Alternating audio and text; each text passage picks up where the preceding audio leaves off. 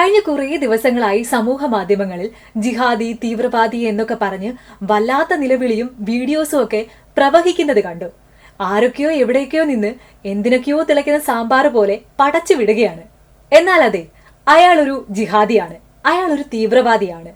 സ്നേഹത്തിന്റെയും സേവനത്തിന്റെയും ചേർത്ത് പിടിക്കലിന്റെയും മതവിദ്വേഷത്തിനെതിരെയുള്ള പോരാട്ടത്തിന്റെയും.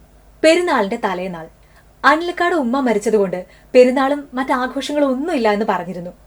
അപ്പോഴാണ് ശോഭാകുമാരി ചേച്ചി കിഷോർ ചേട്ടനുമായി ഇവിടെ കാണാൻ വന്നത് മറ്റൊന്നിനും ആയിരുന്നില്ല. ശോഭാകുമാരി ഒരു ഗതിയുമില്ലാതെ ഒരു ഷെഡിൽ കിടക്കുമ്പോൾ തൊട്ടടുത്ത് എവിടെയോ പ്രസംഗിക്കാൻ പോയ അനിലക്കായെ ആരോ വിളിച്ചുകൊണ്ടുപോയി കാണിക്കുകയും അതുവഴി ശോഭാകുമാരിക്ക് മനോഹരമായ ഒരു വീട് പണിത് കിട്ടുകയും ചെയ്തു. അതിന്റെ സന്തോഷത്തിനാണ് ഒരു മുണ്ടുമായി ചേച്ചി വന്നത്. ആ ഒരു ദൃശ്യമാണ് ഇവിടെ കാണുന്നത്.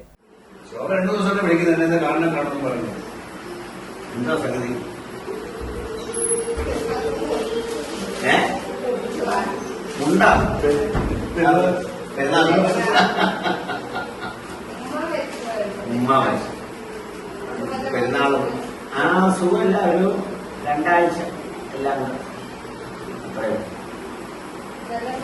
വയ്യായി. ആ ഒരു വൈകുന്നേരത്തൊരു പ്രശ്നം ഉണ്ടായിരുന്നു. പിന്നെ അവസാനം കണ്ടുപിടിച്ചു.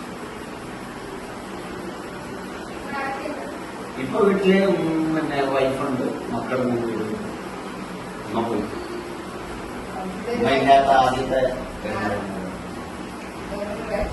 അതിന്റെ വിഷമം ഉണ്ടാവും. പിന്നെ നമ്മളിങ്ങനെ എപ്പോഴും ഇങ്ങനെ ഓരോ നിമിഷവും ഇങ്ങനെ ചിന്തിപ്പിച്ചുകൊണ്ട്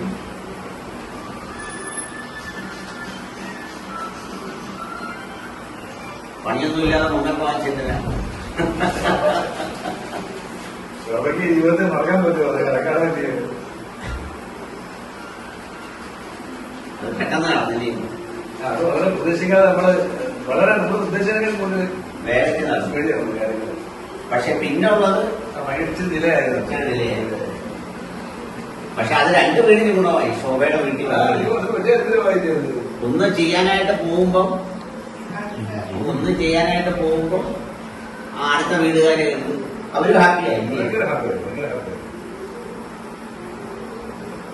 ഈ നല്ലൊരു വീട്ടിലോട്ടൊക്കെ താമസിക്കാൻ നല്ല ചെറുതായാലും കയറുമ്പോൾ ഒരു സന്തോഷം എങ്ങനെയായിരിക്കും മനസ്സിനൊരു സന്തോഷം, ഒരു സമാനം കിട്ടും ഉറങ്ങാൻ കിടക്കുമ്പോൾ. പിന്നെ പലയടിച്ച് പലയടിച്ച് വെച്ച് ഒരു ചെറിയൊരു 10 പറഞ്ഞ വീട്ടിലാണ് താമസിച്ചുകൊണ്ടിരുന്നത്. അതും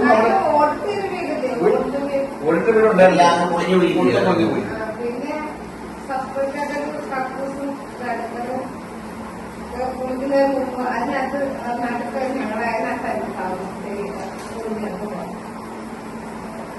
ഞാൻ എപ്പോഴും ആലോചിക്കും നമ്മുടെ ജീവിതത്തിൽ അങ്ങനെ വീടില്ലാത്തതിന്റെ ഒരു വേദനയും. ശോഭയ്ക്ക് ഭയങ്കര അനുഗ്രഹമായിരിക്കും. പഞ്ചായത്ത് അത് മാത്രമല്ല, ഈ പഞ്ചായത്തിൽ നിന്ന് 3 ലക്ഷം 2 ലക്ഷം രൂപ കിട്ടിയ ആളുകൾ അത് പണിയൊന്നും വൃത്തിയാവത്തില്ലല്ലോ. കഴിഞ്ഞും പഞ്ചായത്തും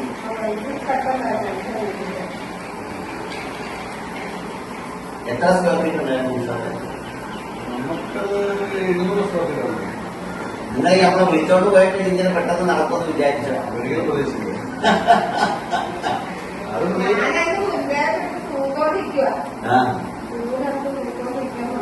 ഗുരുദേവ ഈ നമ്മുടെ വീടിന്റെ ഫൗണ്ടേഷനൊക്കെ നല്ല പൊക്കത്തിലായിരുന്നു. അതിന് വെള്ളമൊന്നും നല്ല വിശാലമായിട്ട് അതിന് അവർക്കത് നല്ല രീതിയിൽ താമസിക്കാനുള്ള സൗകര്യം, എല്ലാ സൗകര്യവും ഉണ്ടല്ലേ. സ്ഥലം ഉള്ളതിന്റെ പേരില്ലേ മറ്റേ സ്ഥലക്കുറവായിരുന്നു.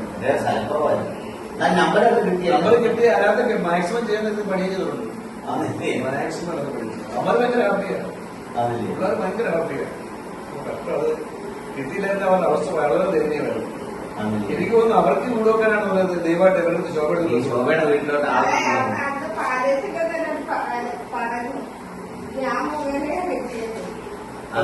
നിന്റെ വീട്ടിൽ വന്നതിന്റെ പേര് മാത്രമല്ല. ശോഭയുടെ വീട്ടിലോട്ട് വരുമ്പോ അവരിറങ്ങി ഇങ്ങനെ നോയിക്കൊണ്ട് നിൽക്കുന്ന കാണുമ്പോഴേ ഭയങ്കര ഒരു അവസ്ഥയായിരുന്നു.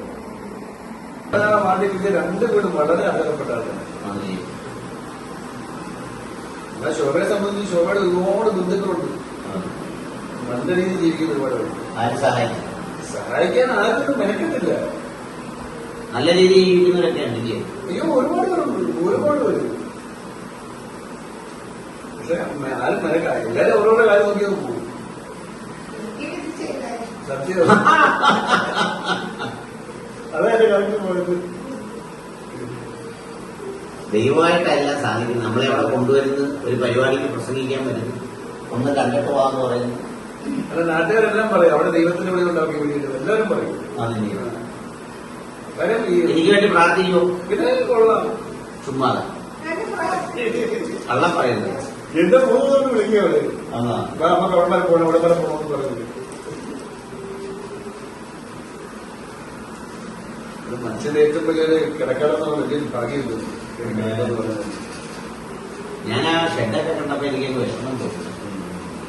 എങ്ങനെ ഒരു മനുഷ്യനകത്ത് കിടക്കും? നമ്മള് പണ്ട് ഈ ആടിനെയൊക്കെ കെട്ടുമായിരുന്നല്ലോ. ഒരു സൈഡിൽ അടുക്കള, ഒരു സൈഡിൽ കക്കൂസ്, ഇടയ്ക്ക് പോയില്ലേ?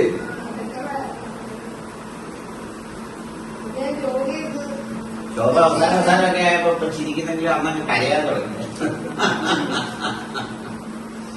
പഞ്ചായത്ത് മെമ്പറുടെ പോയി ഓണമുണ്ടെങ്കിൽ വെള്ളം ഇടിവെട്ടി മഴയില്ല. ഇന്നലെ എന്റെ മോഹൻ നാമം ചെട്ടിട്ട് ഓണമുണ്ടെങ്കിൽ വിലക്ക് വീഴും. നാമം ചെട്ടിക്കൊണ്ടിരുന്നത് ഇപ്പത്തെ ഓട് വീഴും. ഭയങ്കരമായി ഇടിയും മഴയും. ആ വിളക്ക് കത്തിച്ചോണ്ട് ചെന്ന് വെള്ളത്തിനകത്ത് വീഴും. അതിന് വെള്ളത്തായിരുന്നു. ഭയങ്കര ദൈവം കേട്ടോ. ശോഭയ്ക്ക് ആ അമ്പലത്തിലുള്ള കാര്യം അതിനെ